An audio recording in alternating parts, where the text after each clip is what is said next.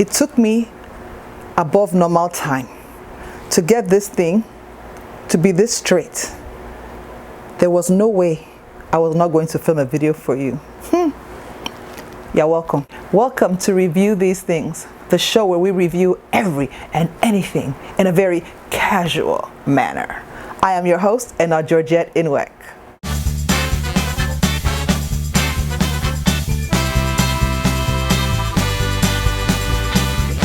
What up, everyone? It's your girl, Ena, fine girl, no pimples. How are you doing? You doing okay? I'm doing okay. Yes. Welcome to Review These Things. It is our first episode. We are so excited. This particular episode is brought to you by the Africa Channel. Do you know why? The show that I'm reviewing today is on the Africa Channel network. I'm going to put some information in the description box below as to where you can get your subscription to the Africa Channel. And as a favor to you, you can get 7 days free before your subscription begins. You're welcome. I'll wait. Go get your iPad, your iPhone, your device. Go to the Apple Store, Google Store. What do you guys call it if you have an Android? I don't know. I'm judging you. No. Go get your device. Whether you want sports, seductive shows, food shows, drama, films, reality shows, you mention it, they got it. The Africa Channel. Go on the link below and entertain yourself. In today's review, we're going to be reviewing a show called Before 30. Before 30. If I need to change my accent from time to time, I will. It just depends on how the spirit moves me. But in the meantime, just know that the show is called Before 30. The scene starts off with the narrator talking about what it would look like to be married. It's a beach scene, and it shows a couple and family and friends surrounding the couple, and the narrator is just talking about the pros and cons and the pressure of being married. As we are listening to the narration going on, you start to see people disappear. The husband, it's almost like that thing that we call film trick, you know? So characters just start disappearing, and we get the impression that it's going to be some kind of conflict around marriage. At least that's the impression that I got. The narrator is talking about the importance of finding a spouse before the age of 30. The pressure. I don't like this pressure, but it's a really real thing. Even those of us who were young saying, nobody will pressure me. But inside, we know that it was just a thing that it's there. For me, it wasn't even my parents. It was those other aunties and those uncles that will come and be reminding you. But we'll talk about those aunties in a minute, but let's not make it about me. There were these visual effects, as I was talking about earlier, where these characters start to disappear, and the narrator is talking about the importance of being married and the advantages of doing so by a certain age. And as those characters are disappearing, we find out that the person who is narrating the story is actually dreaming. So she wakes up from her dream. Either way, that dream reminded her of, my dear, you're not married. What are you looking at? So we start off by watching a male character wake up. His name is Ayo. His girlfriend's name is Temi. He gets up from bed. He receives a text message from Temi. Temi is inspired by this dream that she had. So she's texting him. Turns out she's in South Africa attending her cousin's wedding, and he's still in Nigeria. But she's texting him, hey, what you doing? And he's like, what you doing? I'm over here doing this, blah, blah, blah, blah.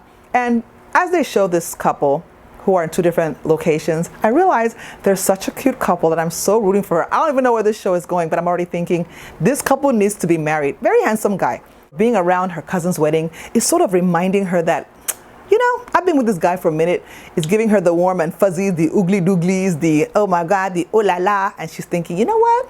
Low-key, this is reminding me of what am I doing at this age? So she texts him, and they're texting back and forth. They're so cute.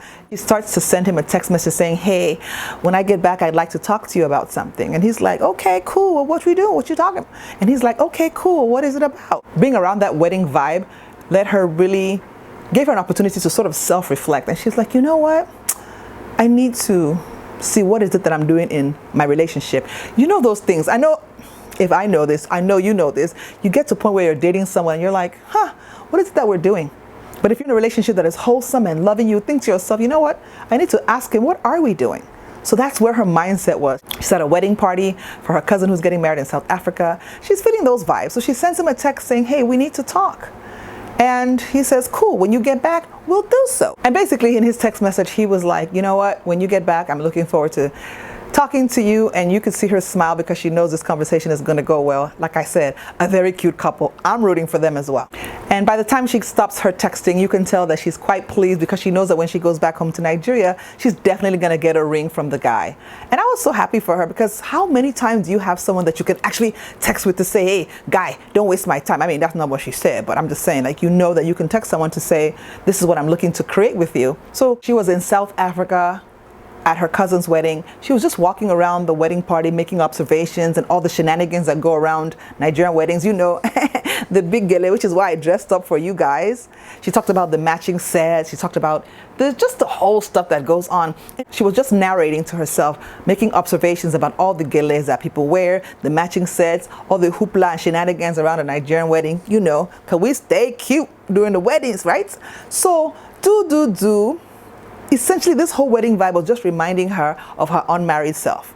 And nothing will highlight your unmarriedness like a Nigerian wedding, because when you get there, there's always going to be that auntie or that uncle to look at you to say, how about that your boyfriend, that musician, or that typist, or that mechanic? What's going on there? Are you people still, what are you doing? Because you're not getting any younger.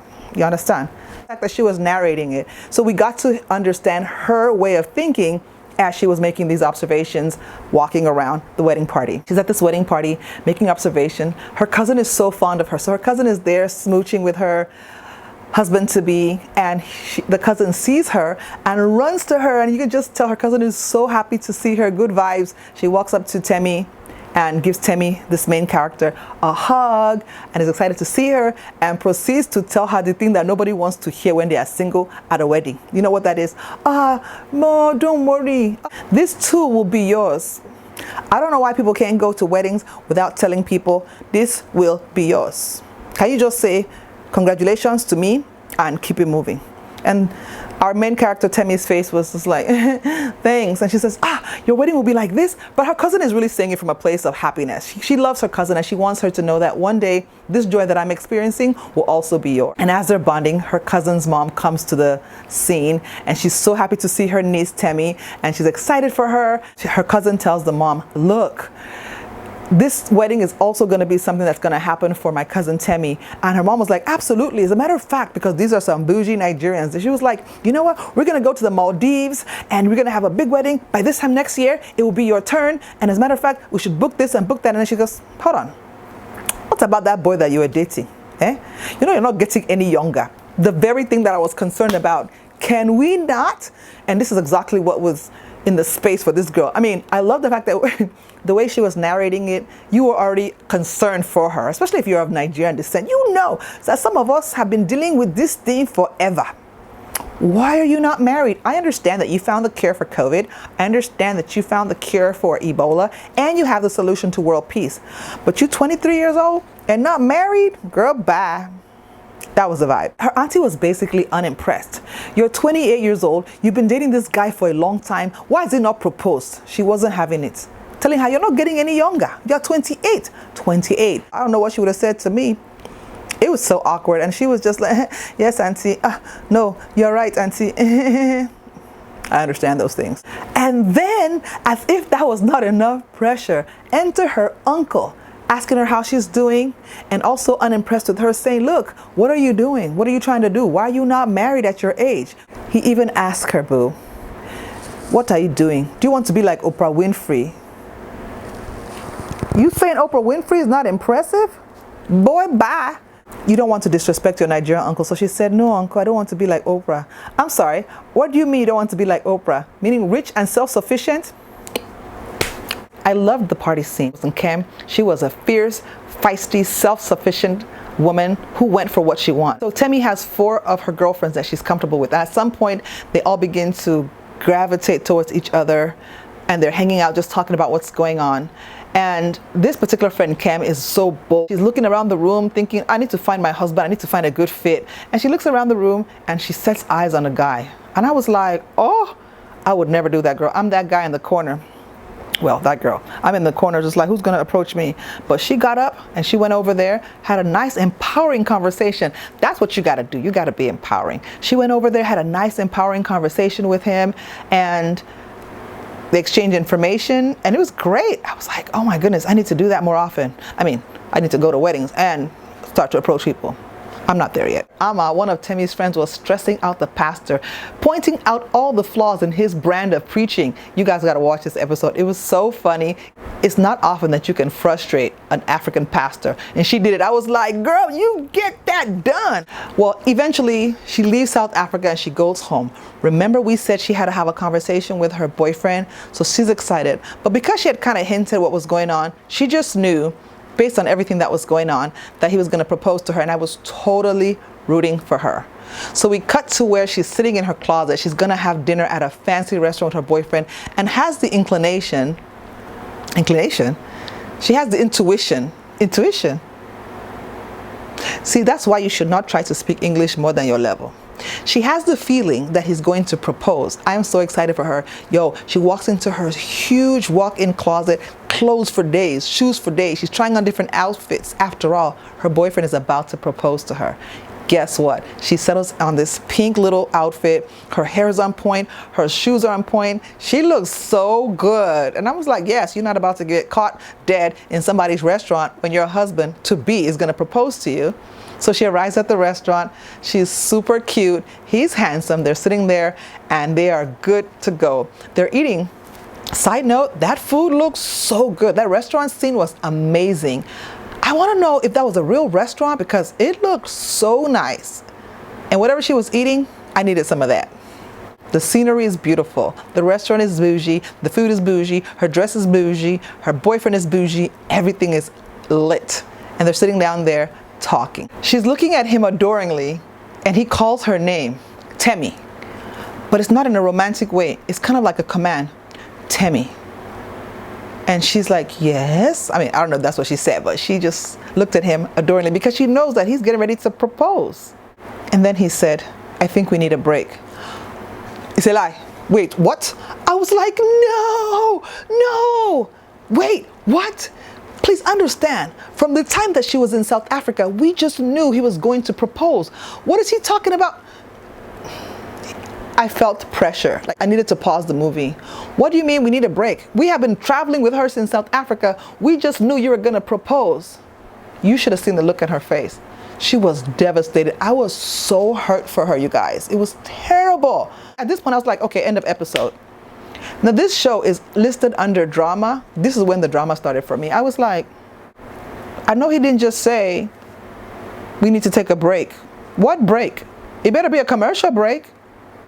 I didn't see that coming. She didn't see it coming. He said this was something that she was thinking too much about, and that he felt pressure, and that he wanted some time.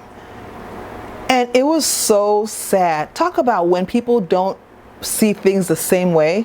You could just see the look of disappointment in her face. Remember, in her mind, I'm coming here to get married, or to not to get married. In her mind, I'm coming here to get proposed to, and this guy is saying, let's take a break. It just threw her for a whole loop. It threw me for a loop. He was just talking about the pressure and how he didn't want to have kids, and she started to negotiate. You know when someone tells you something that is shocking and it just does something to your heart and you want to present a new case to them? And she started saying things like, almost like she didn't want to have him say everything that he was saying and express all his doubts. And she said, you know what? No. We don't have to have kids right away. And you could tell he was just distant. He had checked out emotionally. And she was like, don't you love me? And he was like, I love you, but I'm not even really feeling this right now. Basically, he was feeling like he was pressured. And he was even telling her when he would feel that he would be up to it. And she said, I'm going to be 36 by then. And he was like, my mom had me when she was 40. And she was like, that explains a lot. He was like, huh? It was like a little bit of shade, but not really. To me, he genuinely seemed like he cared for her. He just didn't want to be rushed. But they'd been dating for, I want to say 5 years. I don't know. In Africa, people don't date just limitless. They always have an agenda. And what it looked like was this couple were not on the same page, but they didn't communicate. But she knew she wanted to get married. This is why you should never make assumptions about these things. But this is what happened to these people. She should have had this conversation sooner, in my opinion. And I loved these two characters, and I was rooting for both of them. I was hurt for her, but if he were my son, I'd understand it. One thing, it got awkward at the table, and you could just see the disappointment and the joy just fall from her face. Let me see if I can act it out. No, I didn't do it well. Well, it looked something like that. At that point, she just got up from the table, and this is when her narration to herself continued. This is where we're now in her head. And she says, I have 1 year, 10 months, and 6 days to find a new man who would put a ring on my finger. So she has that pressure, and she's decided, I'm not gonna waste my time with this guy. I am on a mission, and I'm gonna go find me a new man. And she wanted to do this before the age of 30. So she had 1 year, 10 months, and 6 days. Maybe I need to be more specific with my goals. I'll do the same thing. I have 1 year, 10 months, and 6 days before I make my next $1 million. Oh, that felt good.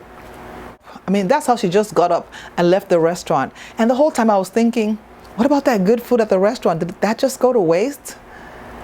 But then again, if somebody just broke up with you, the last thing you're thinking about is that great food at the restaurant. I was thinking about it. But that was it, you guys. That was episode 1 of Before 30. We'll talk about another show. If you have a show that you want me to review, or if you go to the Africa channel, download that app, find a show on the Africa channel that you would like me to look into, and I'm happy to review it. Let me know if you've seen this show, what did you think about episode 1? So don't forget, you can find me on Instagram. My Instagram name is Eno Inwek. Remember what I always say, it is up to you to make it a great day.